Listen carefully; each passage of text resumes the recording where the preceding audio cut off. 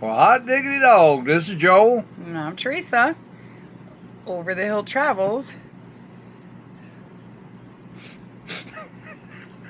You start looking at me, and then that's all I can think about is you're staring at me, and then I feel like I'm gonna stutter. Stop And that.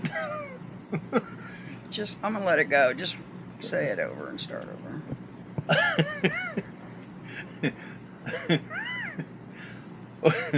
Well, hot diggity dog, this is Joel. I'm Teresa. We're the Barfields at Over the Hill Travels. We're coming to you tonight right before the edge of the storm. It's going to be hitting tomorrow on the 29th of August. Should be hitting here around 2 o'clock on the 29th around our area. And this is our actual first hurricane in an RV. I mean, Yeah. Joel's lived here his whole life. I've been here since '81 in Florida. So it's not our first rodeo when it comes to hurricanes and getting prepared and ready, but not in an RV. So it's a little more worrisome on my end anyway. He's a little more laid back. What are some of your tips for getting prepared? Get everything that can blow around inside your bays where it won't go anywhere. Keep your awnings in. Make sure you have fresh water supply and have plenty of fuel for your generator, both LP or gas if that's what you're going to do. Because the power could go out for hours, it could go out for days during these things, depending on how bad it can be. Because right now, the way it looks, it's going to skirt just barely to the north of us, the bad stuff. But we still should be hitting 70-mile-an-hour winds, maybe a little higher here and there. But you darn sure don't want nothing loose blowing around out there that could go through any of your sidewalls, blow your awnings off.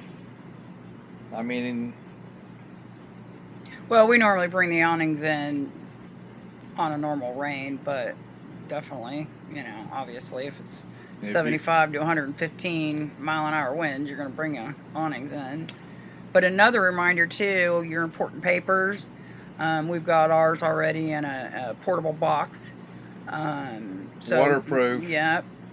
And we've got containers for all the dogs and cats, and those are ready to go if need be. And we are a little fortunate because we are not out on the road traveling right now. We are parked on our own private property on the other side of the carport from our home. So we're going to hang out here in the RV and see how things go.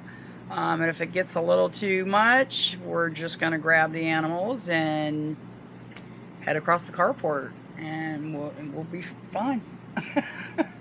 Well, to be honest with you, I think Teresa would be more happy if I was to hook this thing up and us go on down south. But the bad part about that right now is you really don't know where it's going to go. Yeah, it still that's could the stay tricky on the part. course it's going.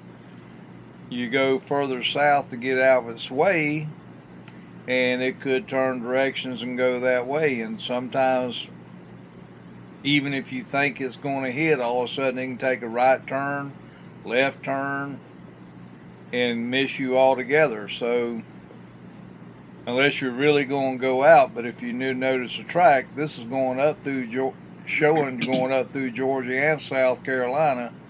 But if you go to south thinking that another front coming up from the top can blow it back down further south, so it could blow it right over where you're going. So Yeah, we figured we'd do just as well parked here on the property. I mean, if we were at a campground or boondocking somewhere differently than at home, it'd be a different story. We probably would have a list of options of where we go and plan A, plan B, plan C.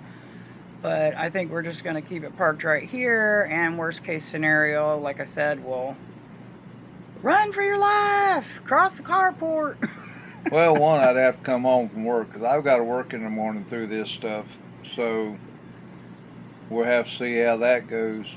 They hold everything to the last minute, and we have shut everything down around 35-mile-an-hour sustained winds. So once it gets that part, they'll start shutting it down. And we're going to bring you another video too when we hook up the new Gen Max. Joel just did a video on that. You can find that on our page. But we're actually going to hook it up and use it. So make sure, you know. If the power goes out. Well, if the power goes out, because we still haven't done that video where we want to hook up to the generator and start turning everything on and see what all, you know, exactly what kind of load we can put on it. Looks like we can put a pretty good load on it. So I've got to do that for the Yeah. break-in period on there yet, but I can't. It's not ready to go over 50% yet, so I want to break it in slow and get it in right. So there you have it. If you've got your own suggestions, maybe some of you have been through hurricanes In the RV. in an RV before, we'd love to hear from you and what your tips are, other than run like heck. Now, right now, it's showing the bad stuff's going to be just north of Tampa. Yeah. We're in that general area. Yeah, Just we're a in, little we're in deeper in Hillsborough toward the County. state. And right now, of course, the eye is going to be a little to the northwest of us, but you've still got all those winds on the outer bands. outer So bands. that's really what gets you. A couple hurricanes back, we were really shocked at how strong the wind was. We were not, that was the second worst hurricane that I had ever been through.